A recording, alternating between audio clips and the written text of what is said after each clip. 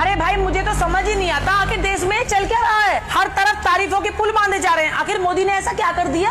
पिछले 10 सालों में ऐसा क्या बदल गया जो लोग तारीफ करते हुए नहीं थकते? मुझे तो ऐसा कुछ नजर नहीं आता।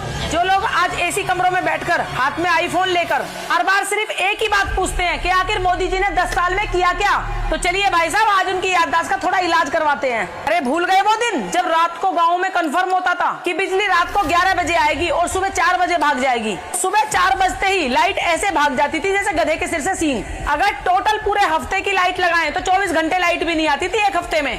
आपको याद है लोग लालटेन और डिबिया लेकर घूमते थे गाँव में, और आज जाकर देखो गांव में 18 से 20 घंटे और कई जगहों पर तो 24 घंटे लाइट आती है गांव में। मोबाइल चार्ज करने के लिए पड़ोसी के घर जाके मिन्नतें करनी नहीं पड़ती अब। और जे तुम्हारी गाड़ियां सन्नाटे से दौड़ रही है ना, पहले गांव की सड़कों का मतलब होता था गड्ढों के बीच में थोड़ी सी मिट्टी। आज हर गांव पक्की सड़क से जुड़ चुका है और हर जगह पक्की सड़कें बनाई जा रही हैं। और सुनो, बैंकों की लंबी लंबी कतारें तो याद ही होंगी ना, जहाँ एक बैंक की पासबुक प्रिंट कराने के लिए दादाजी सुबह सुबह घर से निकलते थे और पोता शाम को चाय लेके पहुँचता था। तब जाकर मैनेजर साहब बोलते थे कि लंच के बाद आना। आज वो लाइनें कहाँ हैं? आज देश का छोटे से छोटा दुकानदार, रेहड़ी पटरी वाला भी जेब से फोन निकालता है और कहता है भाई साहब QR कोड स्कैन करो और आगे बढ़ो। पूरी दुनिया हैरान है कि हिंदुस्तान में सब्जी बेचने वाला भी डिजिटल पेमेंट ले रहा है। ये डिजिटल क्रांति ऐसे ही नहीं आ गई, इसके पीछे विजन था।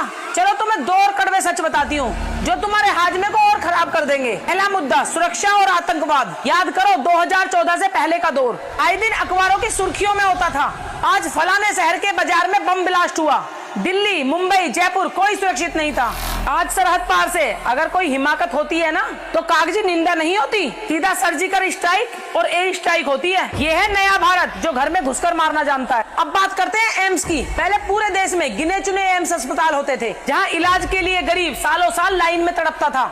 आज देश के लगभग हर बड़े राज्य में एम्स खुल चुके हैं और मेडिकल कॉलेज की सीट 2 गुनी तक हो चुकी है। और सबसे बड़ी बात, आयुष्मान भारत कार्ड, जिसमें हर गरीब इंसान 5 लाख तक का इलाज प्राइवेट हॉस्पिटल में भी करा सकता है।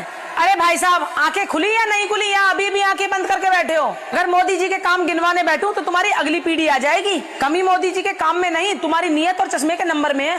दोस्तों, अगर आप भी मेरी बात से सहमत हैं तो कमेंट में अपनी राय जरूर लिख के जाना और इस वीडियो को शेयर कर देना। जय हिंद, जय भारत।